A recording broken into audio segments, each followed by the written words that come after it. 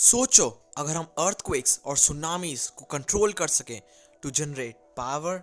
अगर सुबह सुबह तुम उठो और तुम अपने बेडरूम में नहीं पर किसी स्पेस स्टेशन में हो और सुबह सुबह की कॉफ़ी तुम्हें अपना एक पर्सनल रोबोट लाके दे रहा हो, तो कैसा लगेगा?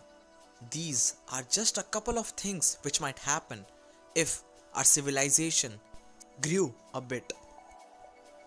तो 1964 में सोवियत साइंटिस्ट निकोलाई कार्डाशेव ने एक स्केल बनाया जो कि सिविलाइजेशन को डिवाइड करता था on the basis of their technological advancement. और सोसाइटी की प्रोग्रेस दो चीज़ों पे डिपेंड होती है, एनर्जी एंड टेक्नोलॉजी। जितनी ज़्यादा एनर्जी एक सिविलाइजेशन यूज़ कर पाएगी उतनी ज़्यादा टेक्नोलॉजी वो प्रोड्यूस कर पाएगी। तो अगर अब आप सोच रहे हैं कि हमारी सिविलाइजेशन यानी कि ह्यूमंस कौन से लेवल पर है, तो even after space x, Amazon, Apple के होने के बाद भी अभी हम लेवल 1 पर भी नहीं हैं। We are now at level 0 civilization. How much do we have to do to reach level 1 civilization? और क्या हम कभी लेवल 1 पर पहुंच भी पाएंगे? लेवल 1 सिविलाइजेशन के होने का मतलब है कि अर्थ पर मौजूद हर एक सोर्स ऑफ एनर्जी पर हमारा पूरा कंट्रोल होगा। इसका मतलब है कि फॉसल फ्यूल्स को तो हम यूज़ करना कब का छोड़ चुके होंगे क्योंकि वो तो लिमिटेड है। We would start using wind, sunlight and water as a source of energy. Phone को चार्ज करना तो सिर्फ हिस्ट्री की किताबों में रह जाएगा क्योंकि batteries will always be 100%. Everyone will start using electric cars क्योंकि एनर्जी की कमी तो अपने पास होगी ही नहीं। पर ये सब तो बहुत बोरिंग है। Let's move to level 2 civilization. Level 2 civilization पे हम लोग सन की पूरी एनर्जी और पूरे सोलार सिस्टम की एनर्जी को यूज़ कर पाएंगे। और ये हम कैसे करेंगे, ये भी ह्यूमंस ने सोच लिया है, पर सिर्फ सोचा ही है।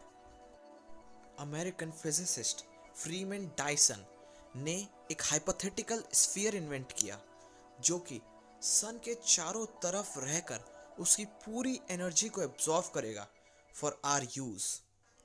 अगर हम पूरे अर्थ पर सोलार पैनल्स बिछा दें तब भी वो सफिशिएंट नहीं होगा क्योंकि सन की सारी लाइट थोड़ी ना अर्थ पे पड़ती है।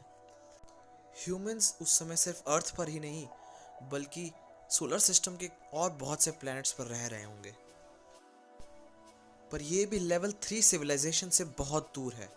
इमेजिन करिए अगर हम पूरी गैलेक्सी की एनर्जी को यूज़ कर पाएँ, वहाँ मौजूद हर एक स्टार, हर एक प्लैनेट से हम एनर्जी एक्सट्रैक्ट कर पाएँ। तो अब अपनी सीट बेल्ट्स बांध लीजिए क्योंकि we are entering the third level. The whole galaxy will be under our control. पूरी की पूरी मिल्की वे गैलेक्सी से हम एनर्जी एक्सट्रैक्ट कर रहे होंगे। Not only planets but each and every star. For this we'll have to cover as many stars as we can with the Dyson sphere. Schools will start conducting projects on Dyson spheres. Dyson sphere तो उनके लिए मानो कुछ भी नहीं होंगे। We will even be able to extract energy from supermassive black holes, white holes, gamma ray bursts. Experts तो ये भी कहते हैं कि अगर हम अपनी एनर्जी कंजम्पशन को हर साल 3% से इंक्रीज करते रहें तब भी लेवल 1 सिविलाइजेशन बनने में हमें 100 से 200 साल लग जाएंगे। लेवल 2 सिविलाइजेशन बनने में कुछ हज़ार और लेवल 3 बनने में कुछ लाख साल। पर यह भी तब जब ह्यूमैनिटी इतने टाइम तक जिंदा रहे क्योंकि जिस स्पीड से ग्लोबल वार्मिंग बढ़ रही है, गॉड नोज कि हम लोग कब तक अर्थ पे रह पाएंगे। And it also might be possible कि हम कोई और जगह देख लें। तो अभी तो है हम लेवल 0 सिविलाइजेशन, तो फिर यही सही। तो जब तक हम लेवल 1 बनते हैं सब्सक्राइब करो यार। सब्सक्राइबर्स बढ़ ही नहीं रहे हैं यार, मुझे नहीं पता। सब्सक्राइब करो, लाइक करो यार, बस करो।